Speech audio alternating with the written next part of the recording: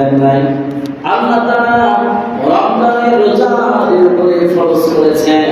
আল্লাহ রাব্বুল আলামিন নাযিল করে জানিয়ে দিয়েছেন, ইয়া আইয়ুহাল্লাযীনা আমানু কুতিবা আলাইকুমুস সিয়ামু কামা কুতিবা আলাল্লাযীনা মিন ক্বাবলিকুম লাআল্লাকুম তাত্তাকুন।